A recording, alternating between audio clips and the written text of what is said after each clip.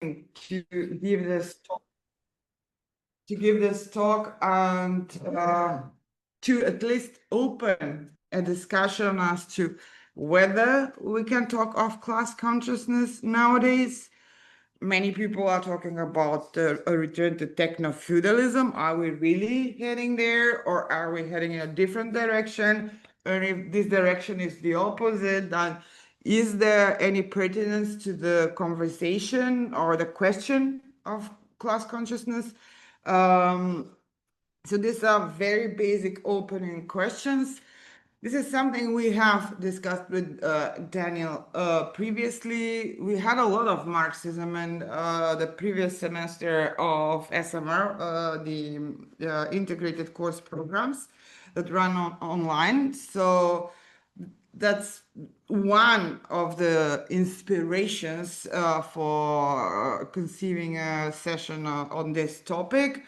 Then also, yeah, with all of the discussions online, AI and what's after AI, can we speak of universal basic income as a solution? If not, then what is the solution? It seems like a timely conversation. So that's the idea behind the session. And we thought that Daniel, since he covers these topics almost constantly on his podcast, which is one of the most reputable philosophical podcasts, I would say. We thought that it's best to have this conversation with him. He's also an SMR faculty. He has taught Marxism and philosophy and Nietzsche also for us. So, as you might know, most of you are, I'm guessing, familiar with his work. He has written on Lacan, Nietzsche, Marxism. So now, Daniel, the floor is yours. He's also a professor, like most of us here. If you have anything to add about yourself, please do, and let's start with the talk. Thank you so much, Katerina, and greetings to all of you. I hope your summer school has been going very well. It's a bit early here in Washington, D.C., but I've had 2 cups of coffee. Typically, I probably need like 4 or 5, so just to be functional. So I'm like halfway functional. But I'm very excited to chat with you all about class and issues of class consciousness. I will sort of read my paper, but feel free to, I guess, hold questions until I'm done. I sort of have a lot that I want to work through on this. Sort of my objective, just to sort of prepare you for it, is to begin with a kind of analysis of how Marxist philosophy has intersected in the contemporary time with post-structuralist philosophy. And post-structuralist philosophy puts forward a generally agreed upon claim that in our contemporary moment, class and the sort of fundamental Marxist wager or Marxist proposal that there is a fundamental schism between ultimately 2 classes, bourgeoisie and proletariat. This is not easily comportable into sort of liberal theories of class that tend to be very static, right? So we know that in Marxism, the theory of class is relational, it's dialectical, it's dynamic. But at the same time, the theory of class in Marxism indexes a theory of the social being of the subject, and it is that fact of the social being of the subject which doesn't reduce class experience to how much money somebody makes a year or their origins. No, in fact, Marxism thinks class and the utility of class, you could say, for Marxism is found in this relational matrix, but it's also found in the possibility of the transformation of capitalist society itself, right? So, for example, in the 18th of Brumaire of Louis Bonaparte, Marx will say that the problem with a petty bourgeoisie, right, the kind of in between bourgeois and working class, right, which today we usually associate with small business owners, is that they do not possess a standpoint of interest that would be capable of adequately transforming capitalist society. Only the working class possesses this unique standpoint. And this introduces us, of course, to the philosophical category of totality and Marx's relationship to Hegel, because class is ultimately about a grasp of the totality of the social system, right? And therefore, there is a kind of epistemology that's required in thinking a class's relationship to an understanding and then a transformation. Notice the dialectical move there to the totality of capitalism, right? Now, of course, I think in the post-war period, we can say more generally, since the sort of rise of the welfare state and the decline in revolutionary socialism, I think it's obvious that we can make the claim um, that we have lost some type of referent to an understanding of the revolutionary agent. So, as many of you probably know, since the time of Marcuse, the rise of Freudian Marxism, the sort of dissolution eventually of Stalinism into a type of state bureaucratic humanism, right? Khrushchev, and then the eventual dissolution of the USSR, putting aside the question of China and its relationship to communism for a moment, most philosophers, and post-structuralism emerges in this period very acutely, have argued that we must rethink the revolutionary subject without a transitive relation to structure, to social structure. And it's this general orientation that I find to be problematic. Now, Alain Badiou, in his concept of event, for example, even though, of course, I must say that Badiou is a sort of complicated post-structuralist. In many ways, Alain Badiou's philosophy does not fit easily into structuralism, post-structuralism boxes. But nonetheless, he does still affirm this crisis of the revolutionary subject.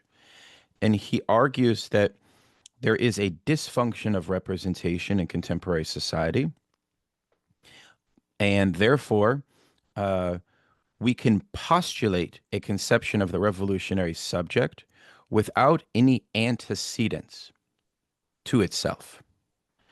Political subjectivity is not, therefore, the conscious for itself working out of a content that is already given or is already underneath the social structure in some kind of latent fashion. Therefore, nothing determines where the revolutionary subject will come from, according to Badiou, or whether it should occur at all. Its eruption is not a telos that is inscribed in things themselves, and nor does its eruption reveal anything about human fate except for the arbitrariness and inconsistency of every social order. Okay? This claim that there is a fundamental contingency or a kind of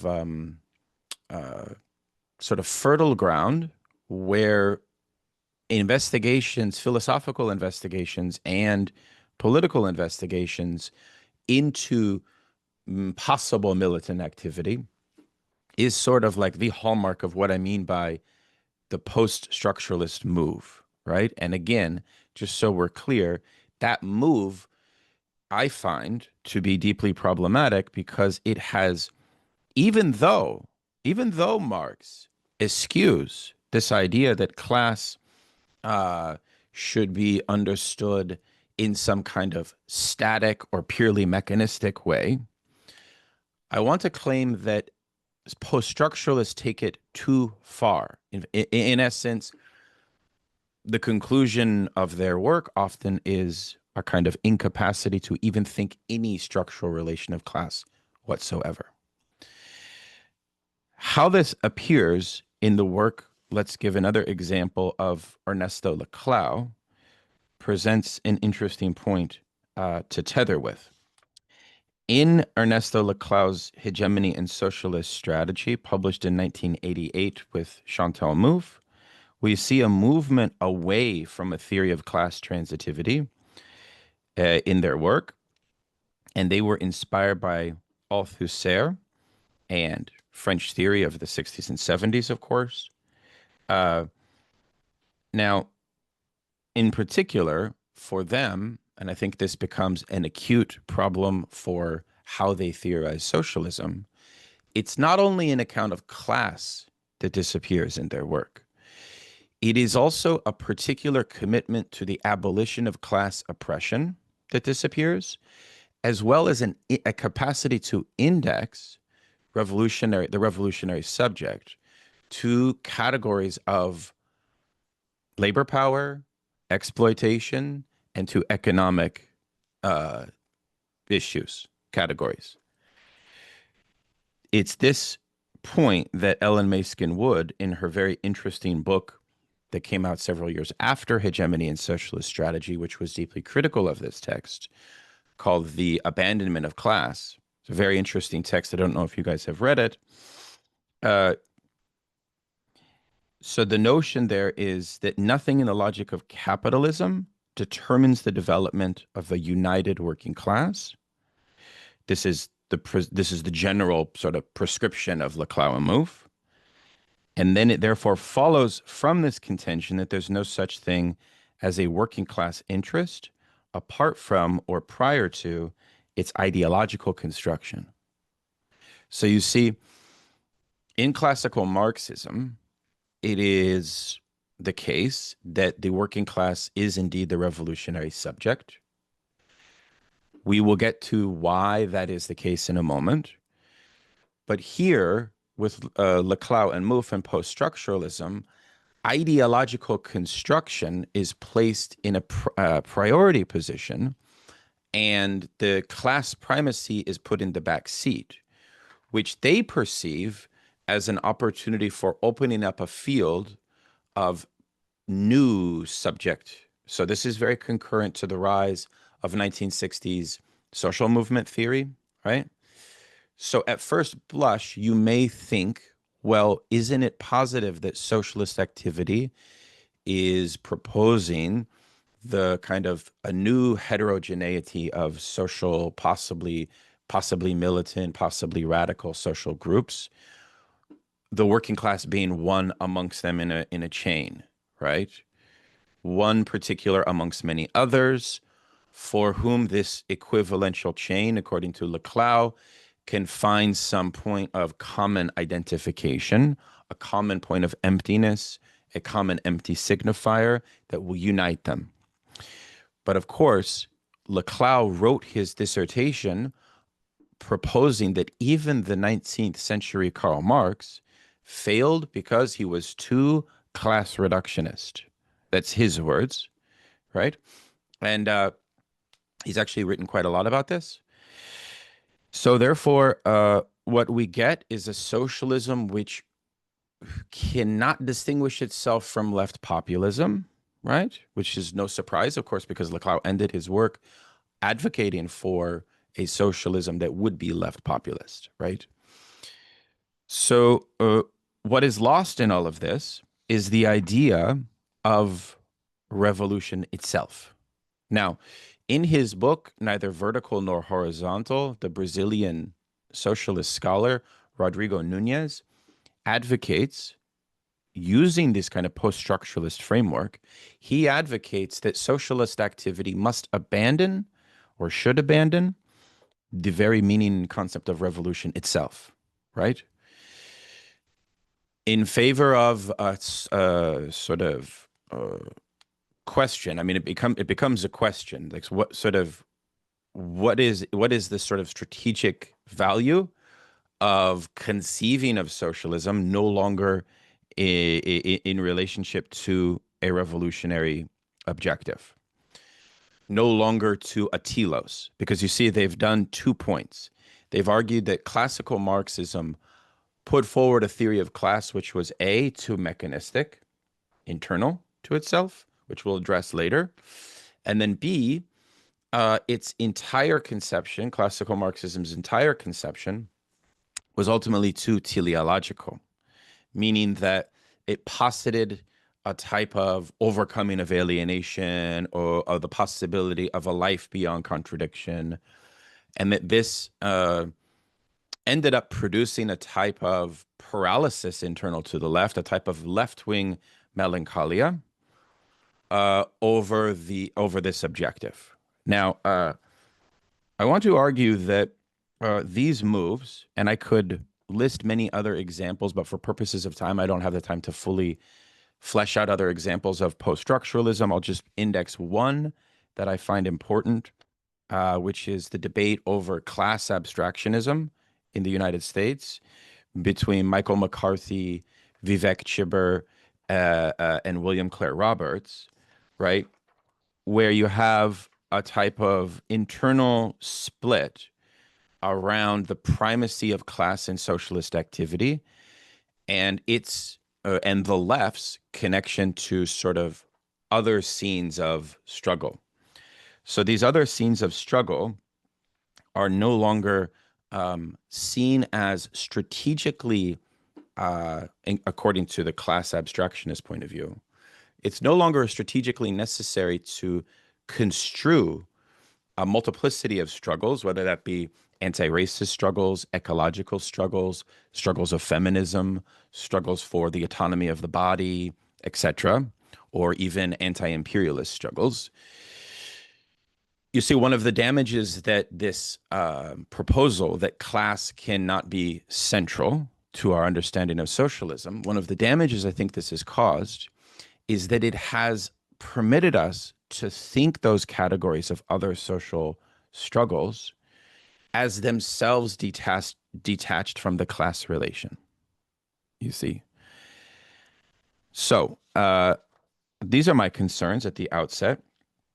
I want to now turn to a conversation about one of the most important philosophical interventions of Marxism of the 20th century that I would contend establishes the sort of undisputable basis of class transitivity, that indeed there is something like the necessity for construing the revolutionary subject as connected to the working class.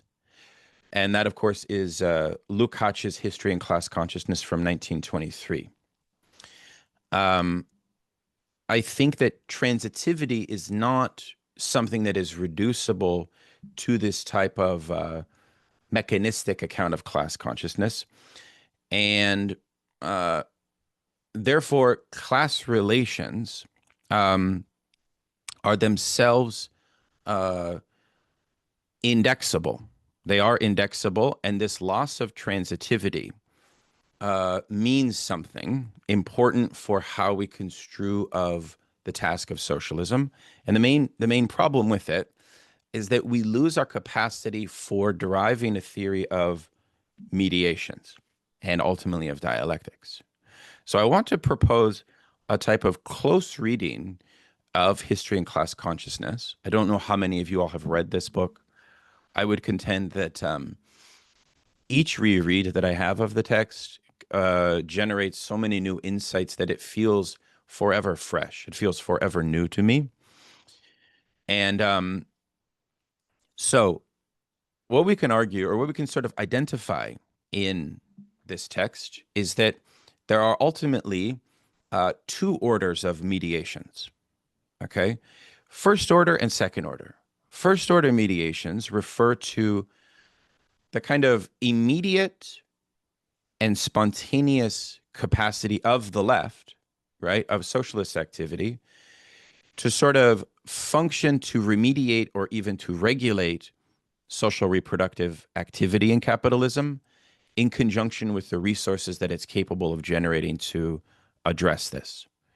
This might involve the advocacy of labor unions, the establishment of fairness at the job, the kind of organization and agitation against the war machine, against imperialism. This might involve advocacy of the establishment of new rules in parliamentary systems. This is kind of the spontaneous activity of the left, right?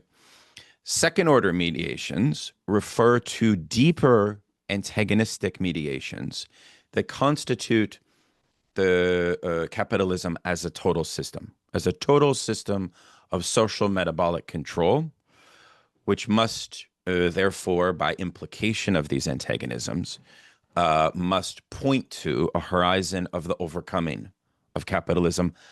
But these second order mediations imply something very important. They imply that activity of the left must be indexed to something like a total conception of the system and therefore a total overcoming of the system, right? Second order mediations include things like the nuclear family as a microcosm of society. It might include the existence of particularly pernicious and parasitical financial institutions, from the international monetary system to the dominance of finance capital. This also includes the fetishistic production objectives that serve the basis of the generation of human needs in capitalism. This might also include the state form itself and nation-state rivalries and conflicts. Second order mediations point to a type of vicious circle of the total logic of the system. And for Lukács, if the working class can do nothing more than negate some aspects of capitalism at the level of first order mediations, it can only aspire to be a critic of the whole of capitalist society, and it will only have a kind of temporary negative superiority over this system, but never from the standpoint of a possible overcoming of the system as such. So therefore, you could make a claim that a left that has abandoned the centrality of class is a left that's caught within first order mediations. Okay? Lukács would argue, and I'm not sure if I'm content with this, that first order mediations exemplify a left that's led by petty bourgeoisie interests, because petty bourgeoisie interests are contradictory in that the objective of the petty bourgeois interest is not to address second order mediations, i.e., because their way of life has a longing for stability and a longing for the preservation of the basic conditions of their social existence as it is. Lukács would argue that the petty bourgeois interest, therefore, would never be capable of touching what we're calling the totality or second order mediations. Okay. We can discuss the status of petty bourgeoisie in today's time. I think there's a lot of very interesting literature about that. It is a classical category that is very much to be debated. But second order mediations point to a historical basis of action in which action is thought and construed from the whole of the class. Now, this is where class consciousness enters the picture, because this type of action, Lukács argues, necessitates the cultivation of class consciousness, and class consciousness is not the sort of aggregate of psychological or empirical thoughts or consciousness of individual working class members. Rather, the task is to discover the practical and historical function of class consciousness in relationship both to first but also second order mediations, so that second order mediations, Lukács argues, open up an objective possibility of a systematic approach to addressing capitalism. Therefore, it's necessary that the empirical working class have the capacity, in his eyes, to discern the whole economy of society from within inside its class and the institutions that it mediates with. This requires the difficult operation to separate the empirical, what he calls imputed consciousness of the class from the psychological needs of the class at different intervals of the class struggle itself. The task is to isolate the conditions in which this illusion can be exposed and a real connection to the totality established. So, for example, in History and Class Consciousness, he will frequently argue against psychologistic accounts of the working class. Those pose a problem because they have the tendency to argue a kind of opportunistic line in which, well, we have achieved this labor struggle, we have achieved this development, let's say, of a commune, we have had some success. And he shows that a hallmark of opportunism is to understand the basis of that success as an appeal to the empirical psychological basis of the class at that moment and sort of satiate those immediate appetites and desires and interests and so on. So you see, he now has introduced a very significant concept, which is imputed consciousness. In other words, what is Lukács dealing with in his time at the time of 1923? He's dealing with a sequence of the development in Hungary of a commune, a dictatorship of the proletariat, which ended up fusing with the existing left wing within parliament, social democrats, right? And this fusion was causing a stumbling block to the radical militancy that the commune opened up itself. So his intervention is very interesting in that regard, which is what is the mechanism that would allow for this process to still tether itself to the what he calls ultimate goal, which would be second order mediations, which would be overcoming of the constitutive antagonisms of capitalism as such. And what is the most constitutive relation that must be overcome according to Marx, say in the Grundrisse? It's the wage labor system itself, the exploitation born from wage labor itself, which of course Lenin will argue is the basis of the state. The state has one function. Ultimately, in capitalist society, both capitalist parties must perpetuate the furthering of exploitative wage labor. So you see the point.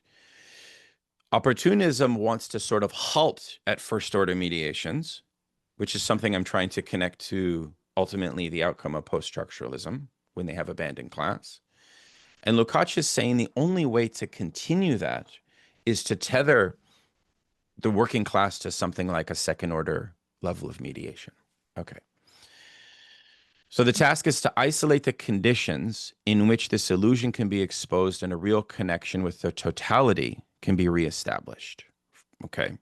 From the vantage point of a particular class, the totality of existing society, of course, by the way, is not immediately visible. If a class thinks the thoughts imputable to it and which bear upon its interests through to their logical conclusion, and they fail to strike at the heart of that totality, Lukács argues such a class is doomed to play only a subordinate role and will not rise to a historical role, right? So what actually is imputed consciousness?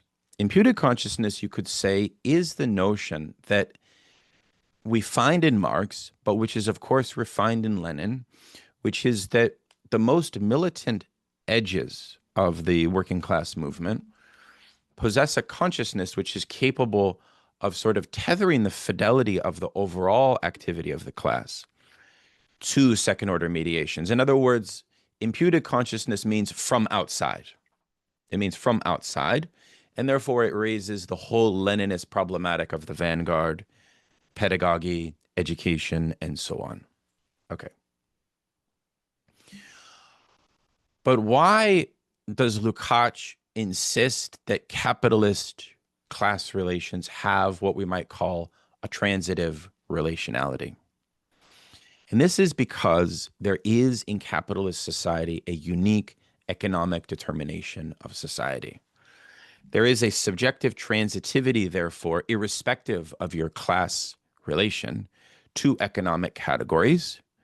And this is the core premise of Karl Marx's notion of historical materialism as such, i.e., the history of German, as he says in German ideology, of all hitherto existing societies is the history of class struggle. What's unique about capitalist society is that there is a consciousness of the economic determination of society, but this consciousness, perhaps paradoxically to us now, begins with the bourgeoisie. It begins generally with the middle class. They experience this determination first as something external, which is subject to objective laws. In other words, they experience it first passively. By Lukács's account, bourgeoisie is the class that possesses what you might call a kind of laser-focused economic consciousness, because as a class, they are the expression of the deepest contradiction of capitalism itself, which is that there is a fundamental barrier to production and the radical and revolutionary movement of capital itself. As a class, the bourgeoisie is caught between this limit to capitalist production and the revolutionary force of capital that only wants to expand. Now, as a class in between this contradiction, bourgeoisie will tend to avow this economic determination of society in their ideology and in their Weltanschauung. In fact, Lukács argues that the bourgeoisie possesses a worldview. Proletariat, on the other hand, is absent of a worldview. In fact, it's paradoxical. While Lukács introduces this conception of the Weltanschauung, he does not want to claim, and I think this is very important, and it is what makes him a non-vulgar Marxist. He does not want to claim that a tethering to a deeper conception of second-order mediations on behalf of the working class will necessarily generate some kind of shared or harmonious or transitive or common worldview amongst the class. On the contrary, it is a worldview that is formed through an act of self-negation, right? So the whole logic is one ultimately of self-negation, which we'll get to in a moment. Self-negation as a class. Okay. However, when economic phenomena tend to appear in society at their most acute, or you could say socially deleterious, say when we have a rise in inequality or we have an economic crash, bourgeois consciousness falls into a type of crassness, and the former avowed relationship to the economic determination of society is now disavowed in their ideology. Now, for Lukács, the bourgeoisie has an unmediated relationship with reality as it is given. So the problem of bourgeois consciousness is a problem about its incapacity to act historically because it is caught up within a kind of immediacy. The problem of immediacy as well as the problem of mediation become a sort of crisis. Lukács even says that if there is a kind of recognition or a type of consciousness of the totality of society, it would ultimately result in suicide from the standpoint of bourgeoisie. The working class, on the other hand, is unique in relationship in capitalist society, and Lukács makes a very important point that prior revolutionary moments of prior oppressed classes in pre-capitalist society and feudal society, this is, I think, very interesting, required a pure imputed consciousness from on high in order to realize the sort of socially given existence of that oppressed group as a class. What's unique about the proletariat in capitalism is that they can only become the masters of the productive forces of capitalist society on condition that they have abolished the previous mode of appropriation that subjected them, and thereby every other previous mode of appropriation. This also means that contradictions affect bourgeoisie differently than they do proletariat. Contradictions of capitalist life affect the bourgeoisie, as Lukács argues, at the outer limits of their consciousness. There's kind of these defensive disavowal mechanisms, whereas contradictions affect the proletariat at the level of their social existence itself. As I mentioned before, Marx's theory of class is about a category of social being. Therefore, it does have an element of a sociological analysis. And therefore, proletarians refer to a necessary structural subordination to capital throughout all stages of capital's development, right? Whether these individuals are conscious of that or not. That's just a sort of sociological fact of the proletariat. We could say then that proletarians experience class consciousness when their social being is embedded in necessary structural antagonisms of capitalist society, as opposed to the sort of contingency of a sort of group consciousness which perceives sort of like a kind of like first order mediations, right? In other words, class consciousness comes about, and here, this is a very important debate about the what is called in Marxism the immiseration thesis. The immiseration thesis, right? Which we see in the early Marx of the 1844 manuscripts, right? And there is a sort of latent presupposition that class consciousness is induced by conditions of immiseration, right? It's important to note that this is not Lukács's claim in History and Class Consciousness at all, in fact, right? If anything, what we are dealing with is class consciousness emergent on condition of the we might call the aggregate or the sort of compounding of a general class awareness through engaged struggle, that the only means by which to overcome the total oppression of capitalist society is through a kind of development and cultivation of socially conscious development. So it is developmentalist, and it is oriented towards the cultivation of a task that the working class must seize and redirect the means of production, right? Both of those objectives, by the way, are very much not necessarily prioritized in post-structuralist socialist thought, by the way, right?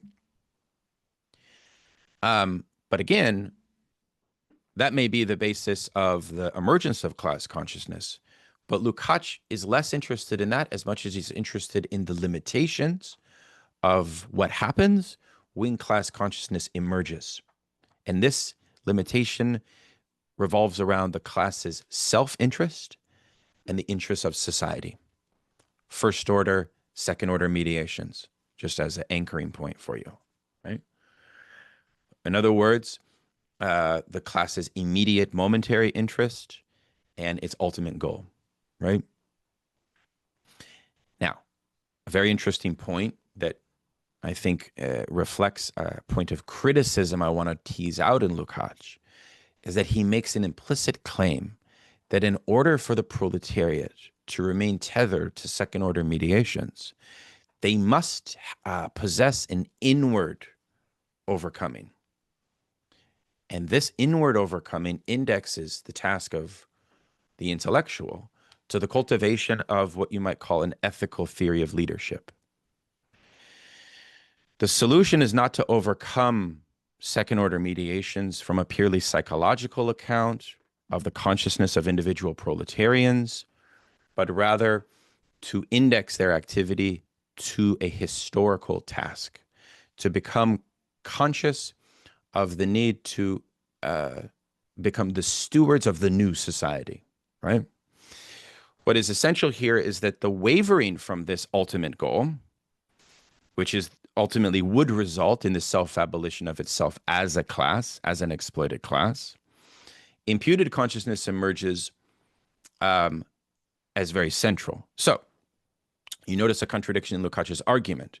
He says before that the working class in capitalism is unique because it doesn't rely on imputed consciousness.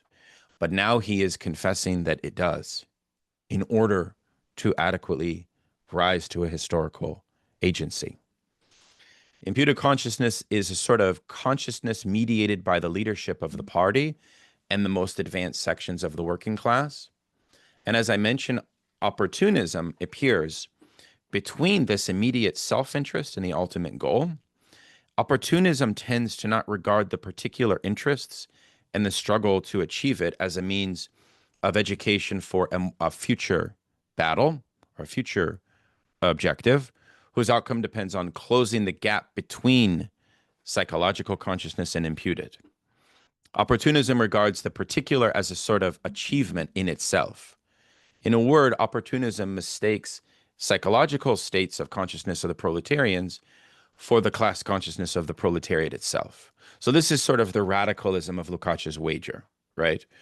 Which is the class movement needs to sort of go all the way, right? And this is also why the emphasis on totality matters so much. Because if class consciousness has no psychological reality, this means that this also means that false consciousness and the trueness of class consciousness is capable, and I think this is very important, is capable of existing beyond the immediacy of facts. Now, this, many critics have argued, is Lukács's debt to Fichte. So Fichte had this idea that the immediacy of facts can be sort of suspended in relationship to the second order mediations or to the ultimate goal or to the ethical, right? And what this has opened up is a big issue regarding education itself of the working class movement. Because if imputed consciousness enters into a situation in which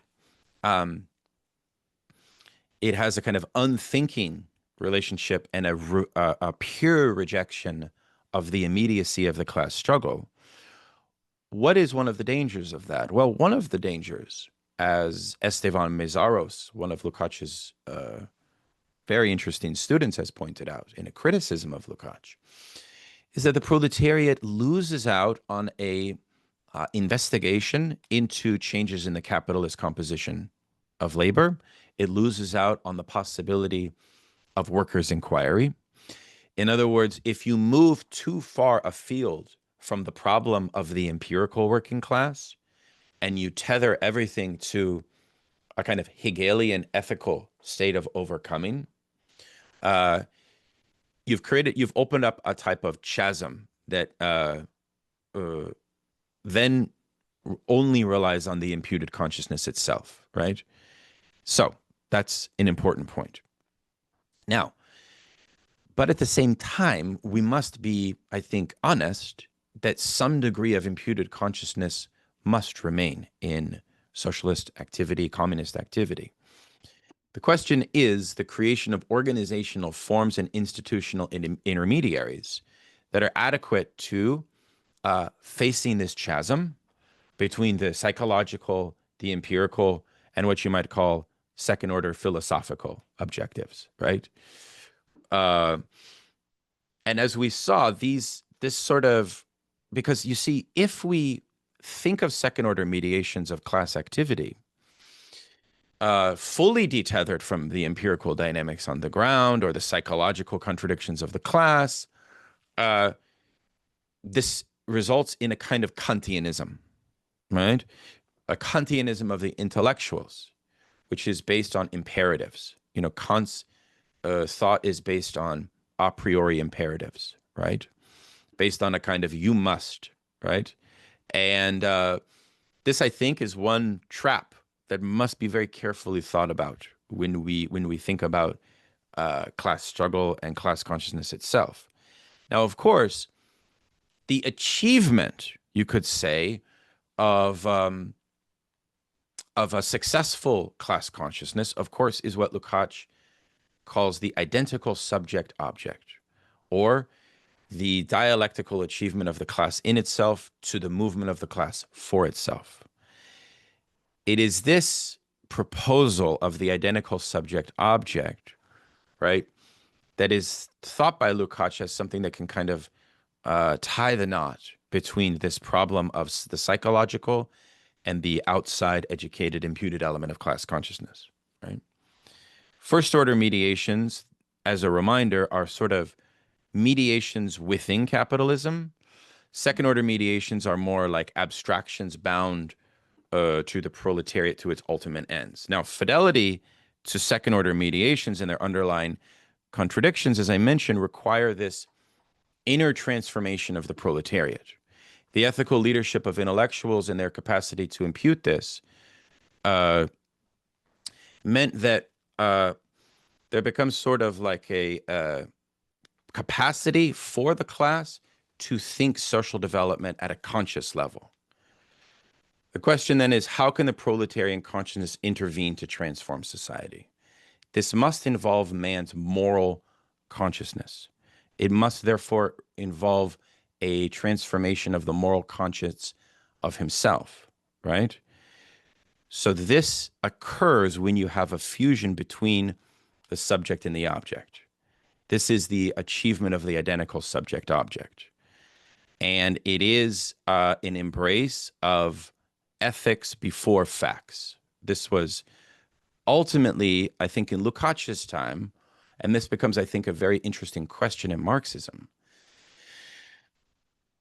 which is what analysis of a conjunctural analysis of the existing political economy are you going to rely on as a Marxist, right?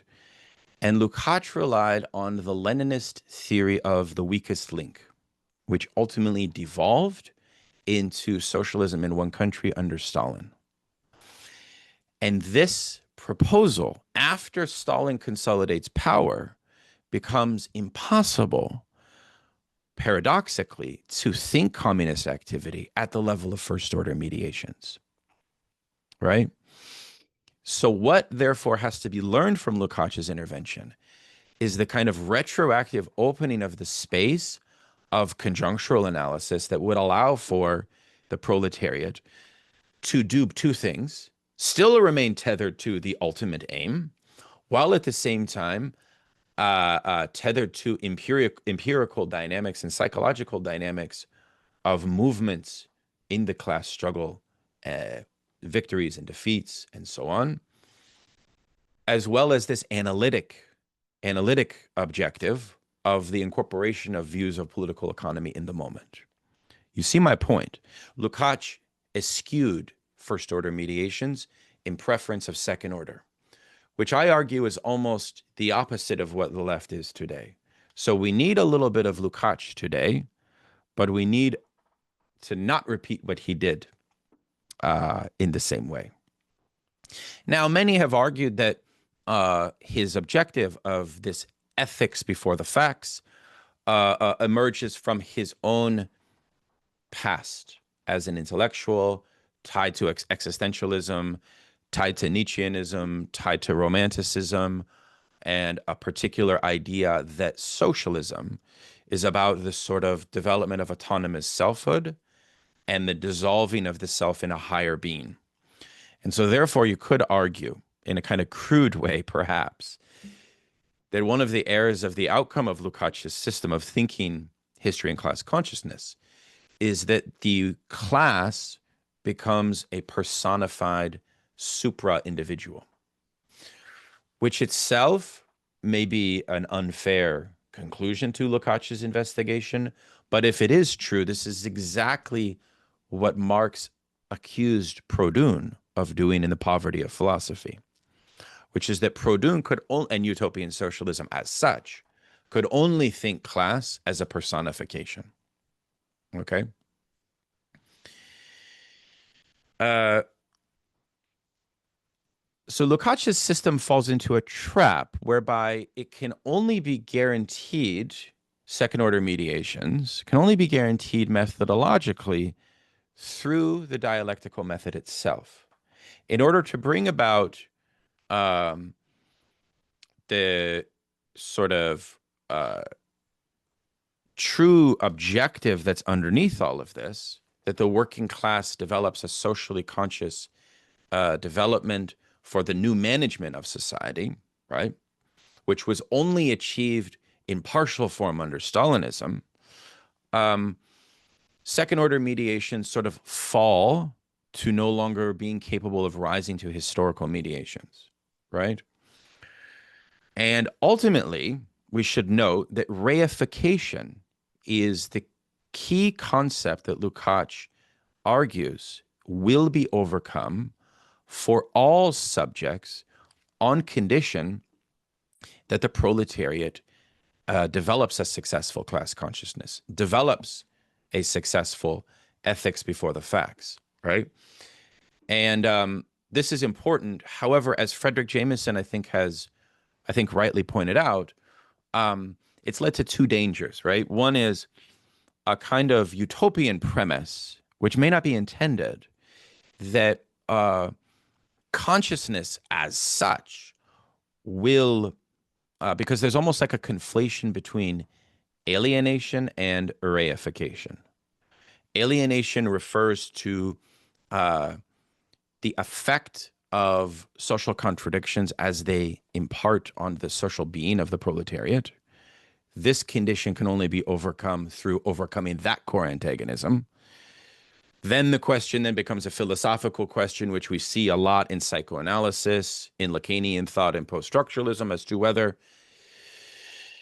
that type of overcoming of alienation results in a harmonious and a fully blissful society, or whether the forcing of a non-contradictory social existence itself foments a type of aggressivity, right?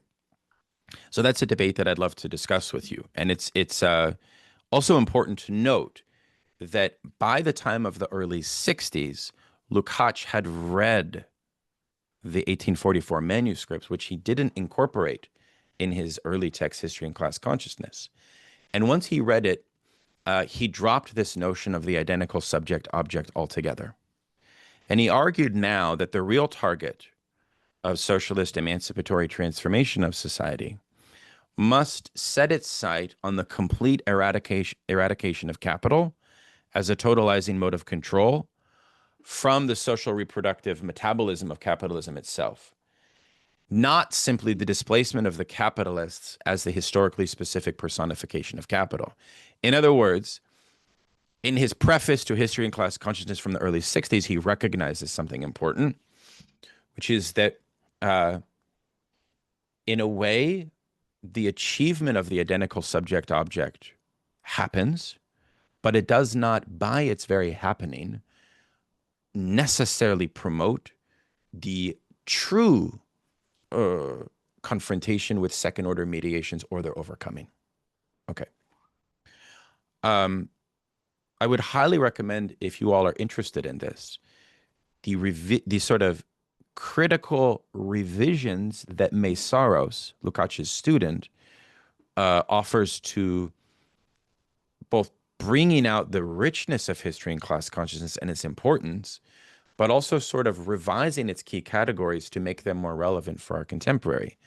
And the text that this is elucidated in is called Beyond Capital by Mészáros. He's also a Hungarian philosopher, very interesting figure.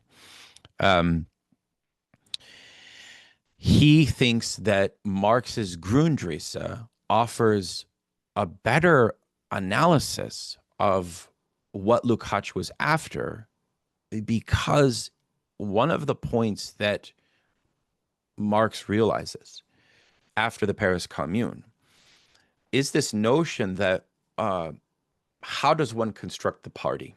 How does one construct the party in such a way that the party, as a kind of ethical source of mediation, does not become caught within a type of idealism of practice, right?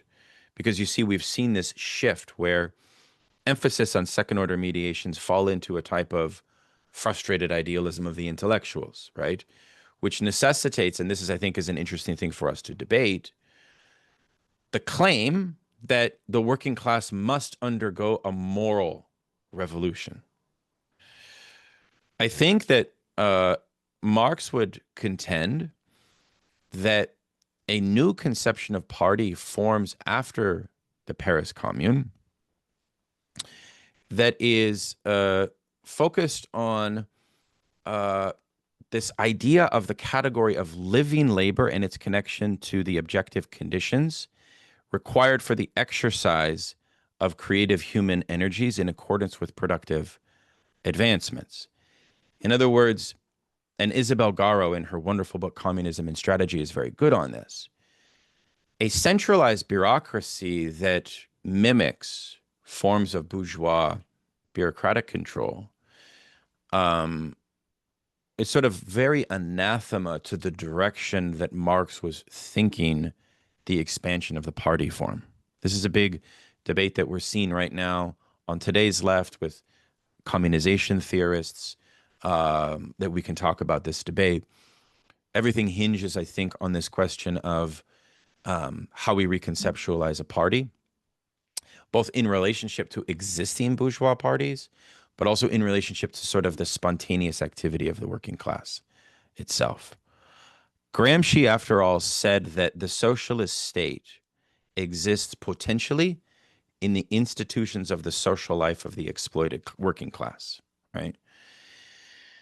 And therefore, one of the contentions is that Lukács failed to tether his conception of the achievement of second-order mediations to civil society. In other words, he tethered it too much to a rigid conception of the party, right? And that a more thorough abolition and therefore recreation of parties that truly represent the working class interest would have to take a kind of Gramscian emphasis internal to civil society itself. And this is where you would introduce this kind of motto of the independent organization of the working class, by the way. But the basis of that independence would have to be fully subtracted in a way from bourgeois institutions, which is something we can also talk about. So I think to sort of close, since I've been talking for about, I think, an hour now, and I want to turn to Q&A, my claim would be that when we abandon a conception of class transitivity, the problem of imputed consciousness becomes fundamentally unclear. Because again, whether we're in neo-feudalism or capitalism is another thing we can broach. If we are in neo-feudalism, one of the consequences from Lukács' standpoint, of course, would be that revolutionary activity sort of would be more subordinated to a hierarchical form of imputed consciousness from outside. Why? Well, precisely because the working class would lose its capacity for socially conscious self-development because its necessity in the productive system is no longer central. I think it's this claim that needs to be refuted. In fact, indeed, the working class is absolutely central to the productive process of contemporary capitalism, which still necessitates a centering of their primacy as the revolutionary subject. When the prioritization of the agents of revolution are detethered, not only from class, but from relations of exploitation and labor as such, what is being imputed to these other social groups, we move from a theory of class to a theory of revolutionary groups. Let me add that this was philosophically one of the outcomes of Jean-Paul Sartre's Marxist turn, which you can see in other post-structuralists like Deleuze and Guattari, where Deleuze and Guattari argue that no longer should we speak of class, we should speak of groups, right? I think we need to move back to thinking in terms of classes myself.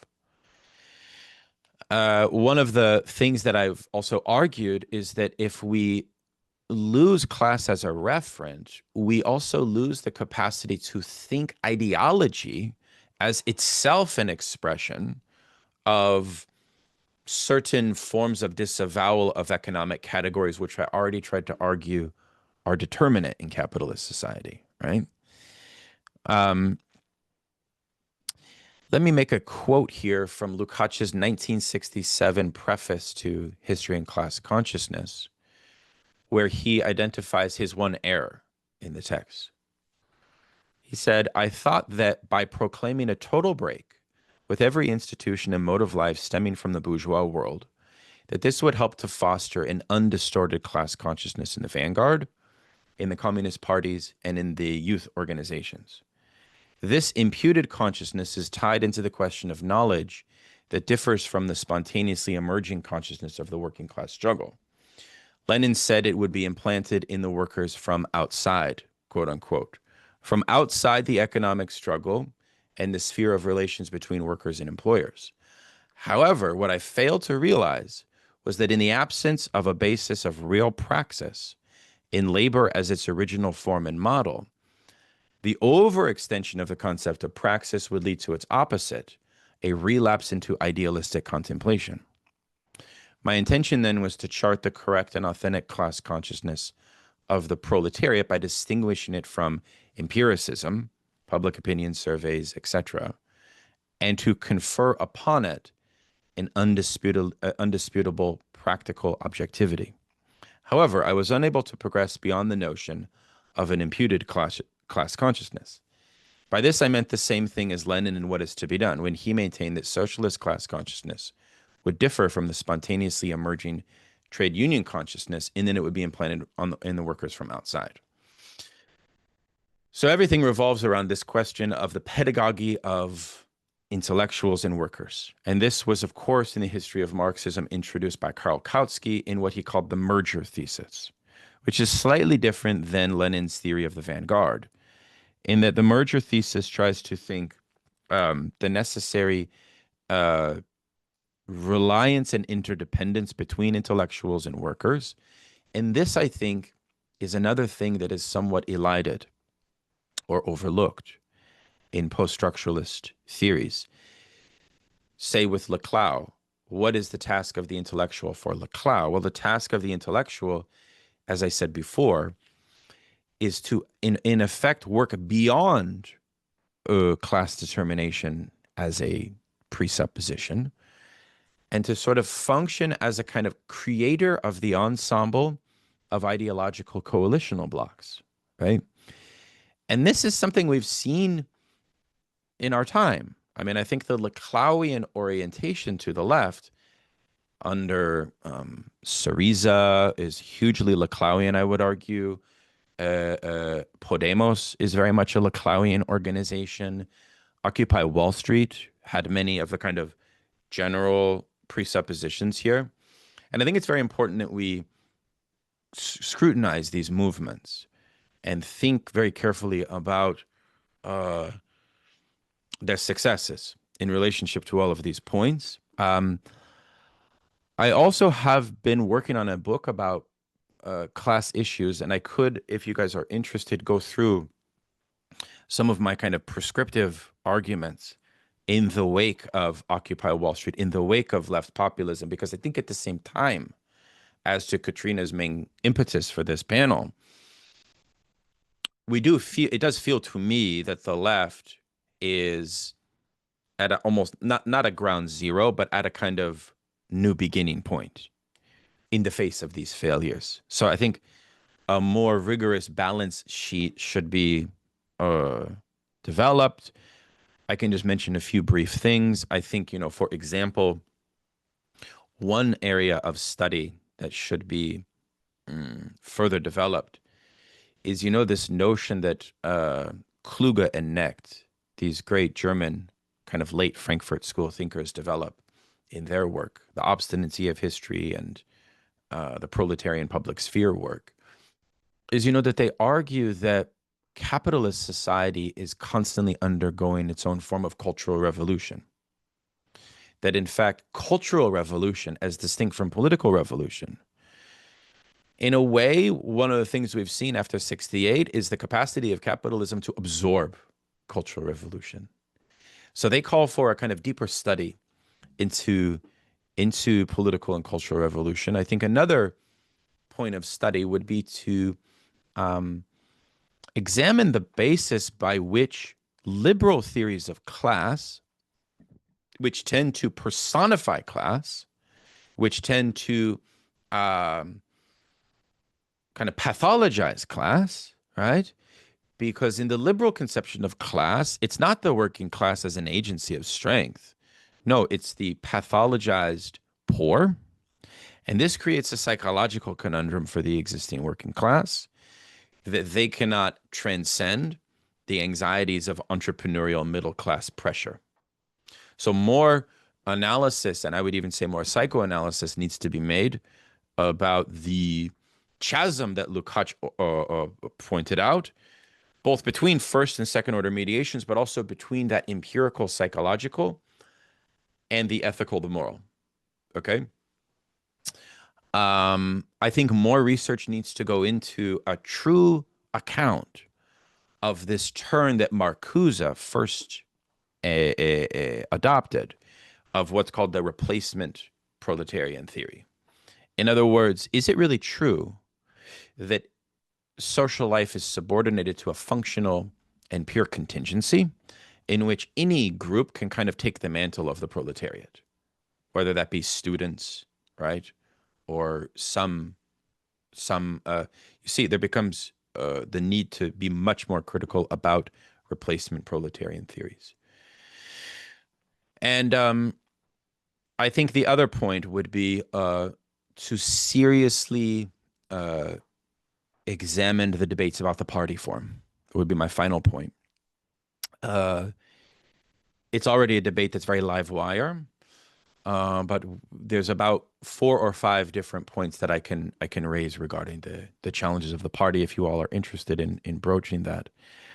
Let me conclude, and I apologize for talking for so long, but I'm the only panelist, so I suppose that I have the power to do that. Thank you so much, Katarina. Thank you for everyone that's been listening. I'll stop. Thanks, Daniel. This was wonderful and very systematic, and I'm sure there will be a lot of questions. So we tend to be more interactive and engage in conversation. So, you will have to come here.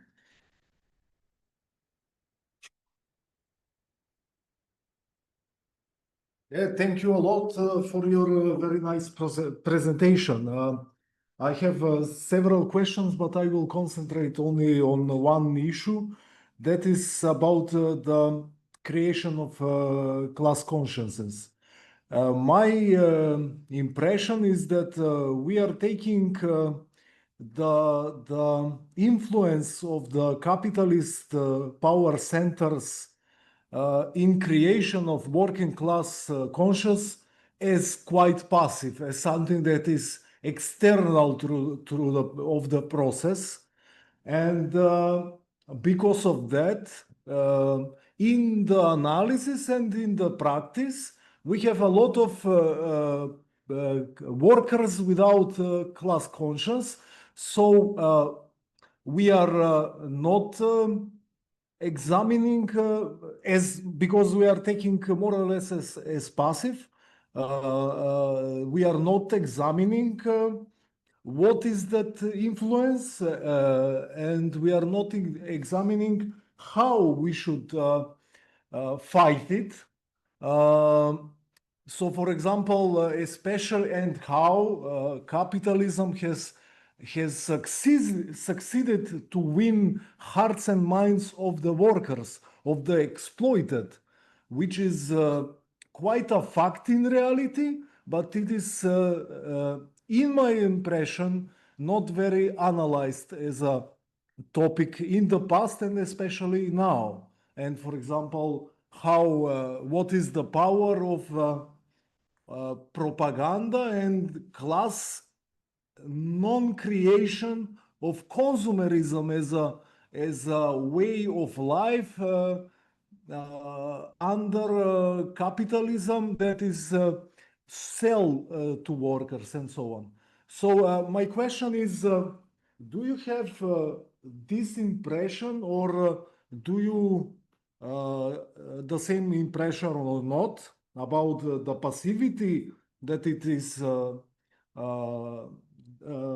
that is implied in analyzing the class conscience formation, or you think that Lenin or Lukács or Gramsci had something to add, or some modern author can something to add about this issue, because it is excellent, as Marx has said, that the emancipation of the working class will be act of the working class, Yep. but in light of increased potential of the capitalist class to mold the hearts and minds of the common worker, this is something that would, in my opinion, be better achieved in the 19th century than in the 21st. Thank you. Yes. Thank you very much. I certainly agree that the institutions of the working class movement of the 19th century had less impediments propaganda-wise than the current neoliberal era in fact does. I mean, for example, we should never underestimate the power of the Marxist journal of the Bolsheviks. Was not an academic power. It was a power of ideological transformation of workers.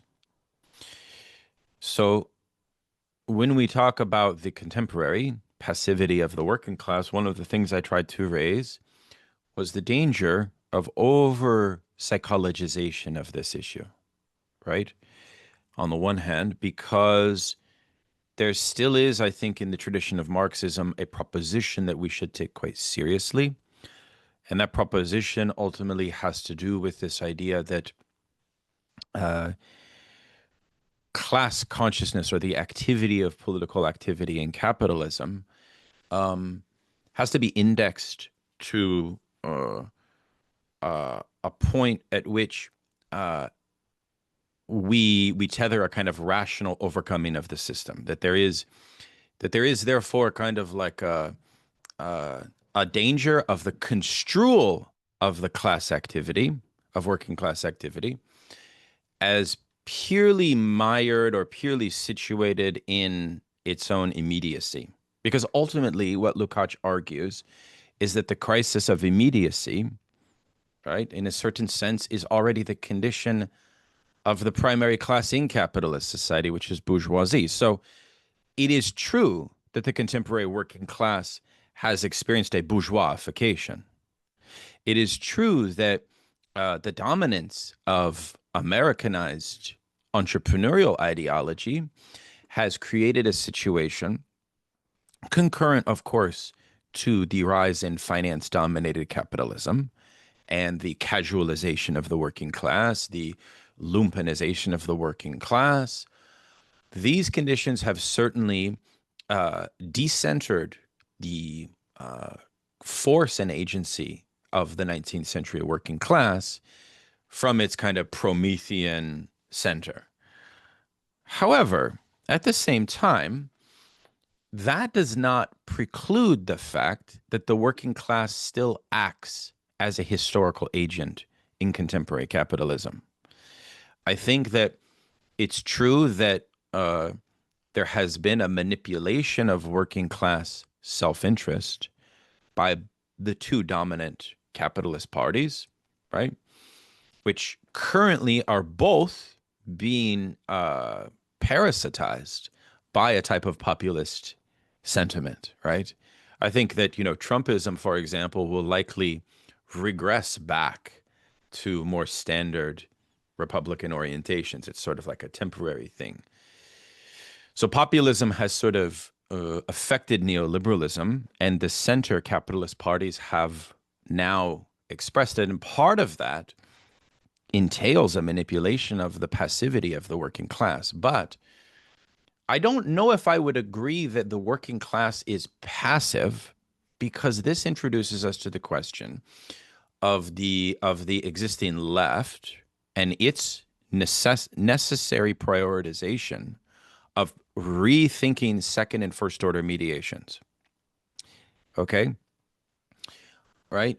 In such a way that the true latent power of the active working class can be exposed. Right?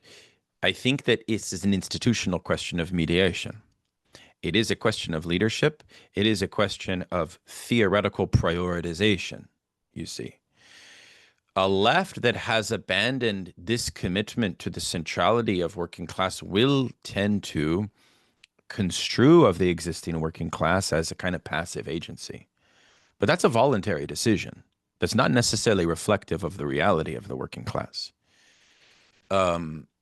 So we don't want to get into some type of empiricism also because we end up reproducing a type of quasi-religion in which, the Protestant ethos of if it suffers, it must be good comes out, right? And we tend to fetishize the suffering of the working class. This is not something that we should, I think, advise, I think the question of ideology, first and foremost, is so essential here because we have to make an account that existing ideology is class conscious. As I mentioned before, bourgeoisie they are the first class reductionists. They are the first ones. It's no surprise that they often claim and worry that the subordinated class is class reductionist, but that's only a projection. That's only a projection. So there's a lot that you've opened, and I thank you for that. I don't think that I can fully answer that question, but those are some immediate thoughts for you. If you have any follow-ups, I'm happy to probe them as well.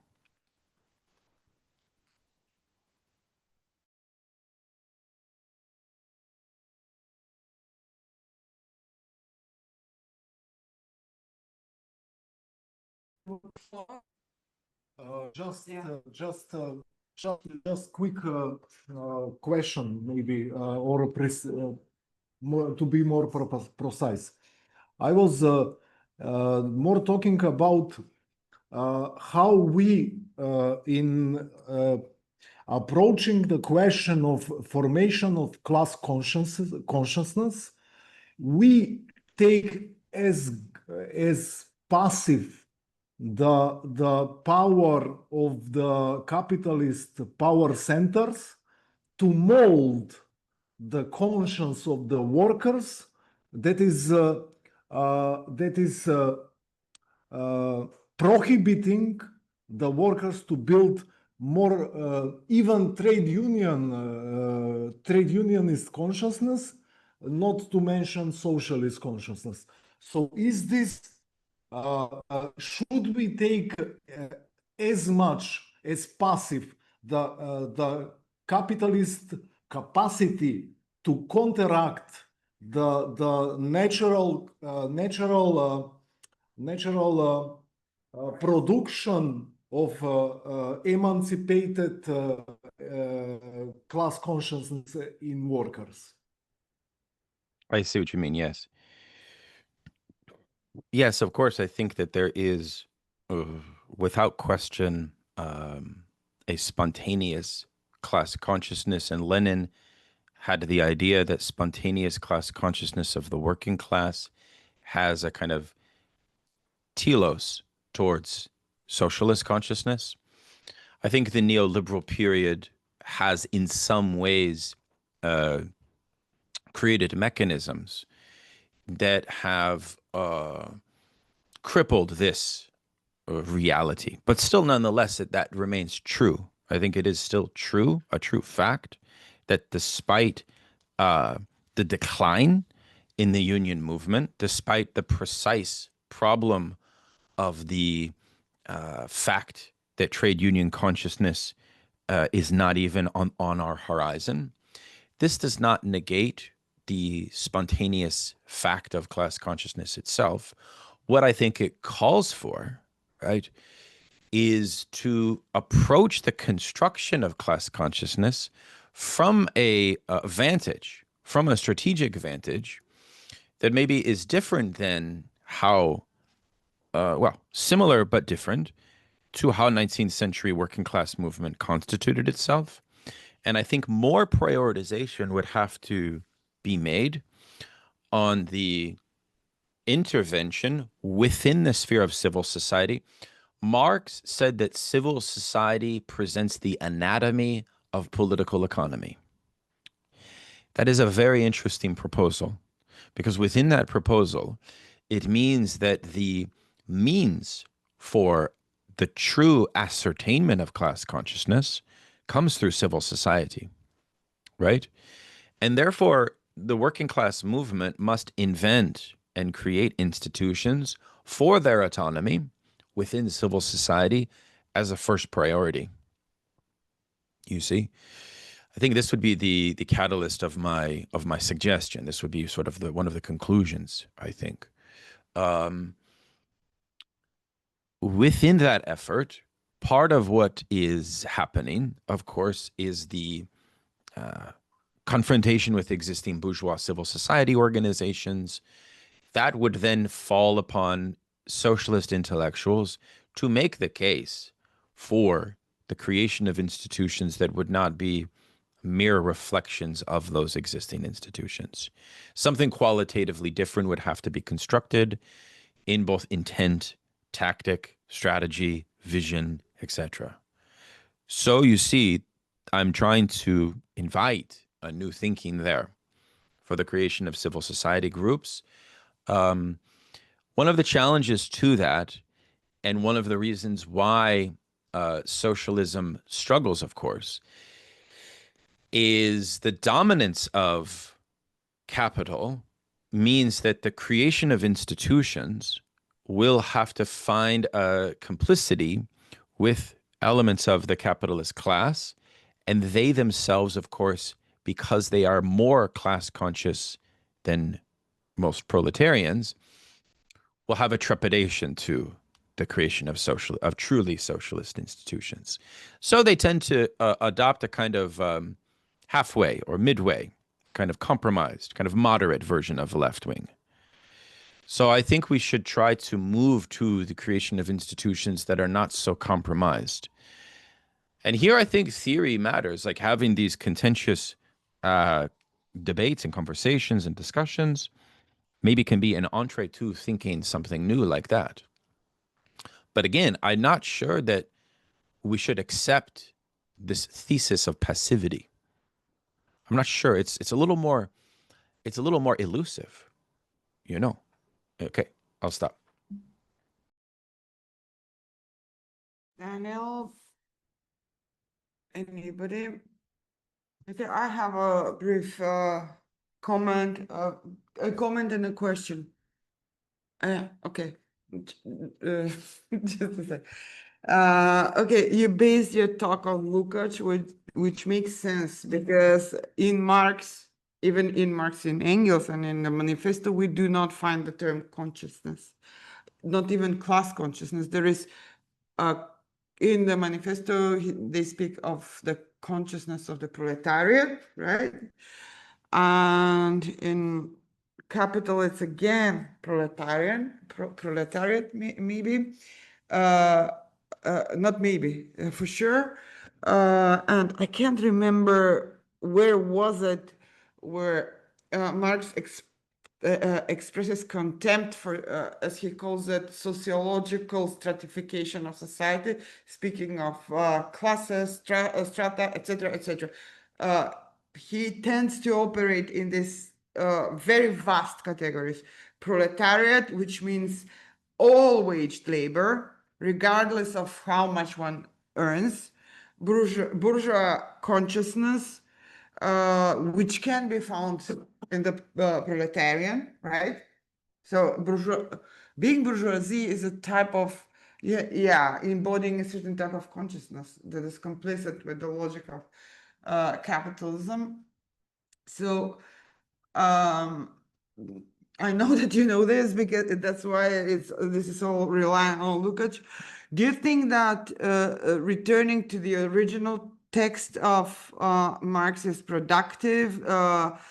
Is perhaps this category of just proletariat, all wage labor on the one side, and capitalist owners of fixed capital on the other side, are too vast of categories in order to produce the dynamic we wish to see in society if we Yeah, want to change? yeah. No.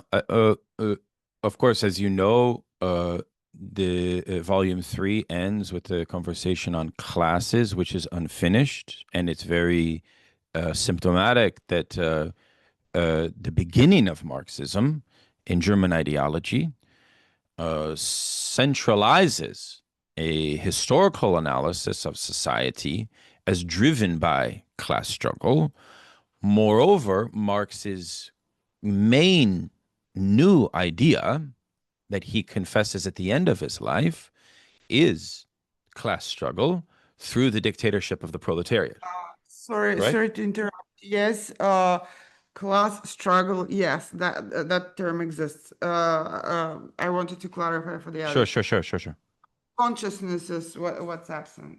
I see, I Okay. see, I see. Okay, so let me get to Okay. that. Let me try to get to that. You see, because I'm not so sure that the two can be extricated or that they are two separate. Because I think that even though we have a nascent theory of class consciousness in Marx, where does it appear the most? It appears the most in the political writings, 18th of Brumaire, Civil War in France, where we find the affirmation that the reason there's a two-class theory ultimately is not totally true. There's other class actors. There's the lumpen proletariat. There's the petty bourgeoisie. There's the landlord class. Like there's a kind of plurality. There's a heterogeneity.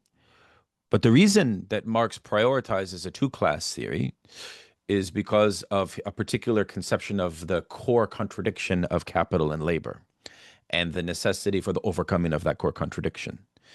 So Lukács takes this wager and thinks that second order mediation as a necessity. He then discusses the basis by which class consciousness emerges as a result of the unique condition of the commodification of labor power of the working class in capitalism. But he begins through, as I articulated, an acknowledgement that bourgeoisie initially possesses a hyper class consciousness in a certain way, but there's a sort of inbuilt limitation to that class consciousness in that it can only think the preservation of the existing social order. So therefore, the working class, by virtue of its relationship in the order of exploitation and wage labor, and the unique fact that it's the provisioning of its social reproductive possibilities are intrinsically limited, and therefore that creates a system of acute domination of the working class, such that the overcoming of capitalism is only presupposed upon its activation. Okay. Now, I think you could come at Marxism and you could point out that chasm that I tried to elucidate between the Marxist proposal of the overcoming of this antagonism as necessitated an ethical or a moral supplement to propel a focus upon it. Because otherwise we would fall into class consciousness is only useful as a pragmatic instrument for the bettering of the condition of the class, right? More welfare provisions, more social services, more leisure time. This is the outcome of the Marxist proposal, which is total. I tried to focus on the totality. In a sense, I think what we have is an exhaustion over the notion that the class should be primed for the assumption of leadership in society. This is one of the most difficult points of exhaustion that we all experience today, which is, you notice, any form of bourgeois leadership faces a systemic crisis of its legitimacy, whether that be the progressive neoliberal or whether that be the Trumpian far-right populist. In both instances, the system has a legitimacy crisis. So what is going to guarantee a transcendence of that legitimacy crisis through the assumption of the organization of the working class to assume a new mantle of leadership, right? That, I think, is what Marx leaves open. That I think is what Marx leaves open. And I think that if we abandon that proposal, we kind of fall into this left that is divided with itself, unclear of its mission. Now, as it pertains to more specifically addressing your question, because I wanted to give that as a kind of proviso or kind of opening, I think I tried to intimate that we get entangled in liberal conceptions of class that are overwrought with quasi-religious baggage, whereby the proletariat can be segregated and fragmented into blocks that suffer more or that have more. And this is alluring, this is attractive, but you know what this also is? This is reification itself. And this is the part of the reason which Marx wishes to avoid this operation. So you see, that's the beauty of the Marxist point. It may appear entirely too abstract. It may appear to conflate the university professor. Well, no, but it doesn't. Conflate the university professor with the trash collector. No, that's not what it's doing. That's not what it's doing. Because it's trying to still insist on an indexing of a material relation to wage labor, we then enter into a debate about the salaried wage laborer versus the hourly wage laborer. We enter into a debate about the division between intellectual and manual labor, right? And these are real questions which have to still be nonetheless engaged. That's one of the things that Lukács, in a way, moved away from engaging. This is first-order mediations in my system, in my analysis. It still needs to be engaged. For example, in the Joe Biden period, a lot of left-wing academics declared themselves as workers in their struggle for unionization. And I was wondering myself, is this a breach on the sort of meaning of the signifier worker when you have so easily self-declared yourself as worker? This introduces a real challenge that I think needs to be truly contested. But I would actually throw it back to you, Katerina, to see what you think, because I'm of a double mind here. I don't want to further fragment the broad tent, because Marx is choosing a broad tent definition of the working class for strategic reasons. But at the same time, if there's not a prioritization about the differential experiential dynamics of the working class, what becomes the problem with that is that the left has fallen into an abstraction of class. And then the right will abuse that abstractive leverage. They'll use that as leverage, right? They'll speak to what the left is not speaking to, which is the unique, introduces us almost, again, maybe to the immiseration thesis. So if I say, we are all working class, all wage laborers, and then I say, well, a portion of us are uniquely immiserated, but I'm not willing to prioritize the overcoming of their immiseration over all, I've fallen into a type of contradiction myself. This is a real question. It's a real question I think we need to ask. And the neoliberal era has created, I think, a new type of immiseration that's no longer tied to subsistence. It's also symbolic. It's like what Bernard Stiegler calls the rise of the new barbarians, right? It's like we now have afflictions that are comparable to immiseration thesis, but no longer tied to the 19th century theory of immiseration, qua pure need, qua pure subsistence. It actually appears differently. You see my point. So there's also a heterogeneity of class that we need sociological supplements and psychological supplements to understand that.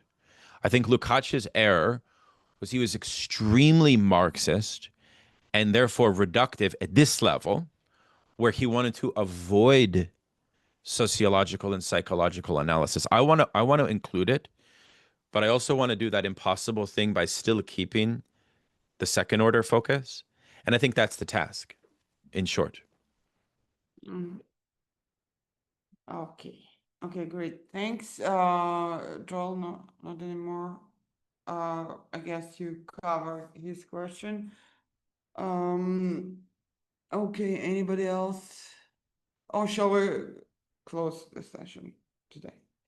Okay, everybody start here. It's like, what, almost 3 p.m. So thanks again so much, Daniel, for this talk and for the conversation. It's been great as always. I'm a huge fan of your channel, so I follow you almost regularly. And thanks again. And so if we don't have any further question except in the Zoom, are there any raised hands? Yeah, we can have Zoom questions if anyone wishes to jump in. More that do we have time? There are 11 participants in the Zoom. Okay. Maybe there will be some comments in the under the video and on YouTube. Okay, so if there is nothing further, then we conclude for today. And thanks again so much. And we are looking forward to the upload. This will be uploaded, right? Yeah. On your channel or our? Absolutely. Yeah, I'll upload. It's not live. Yeah, it's totally being Lisa, recorded. has a question. Oh, no, this is a clap. It's not a question. Yes. Well, it is quite early out here, and so I'm in a very different time zone, but I very much enjoyed it, and I thank you guys for your attention. Hopefully, people can also reach out to me with further thoughts. I know I've covered quite a lot of ground, but I very much appreciate the invitation and the time with you all this morning. Thanks again. Thank you so much. I'll talk to you soon. Thank you all so much. Enjoy your weekend. Are you guys doing classes tomorrow? Have a day off tomorrow. Excellent. We have a day off tomorrow and we end on Sunday. Okay. All right. Cheers. Thanks, everyone. Cheers. Bye-bye.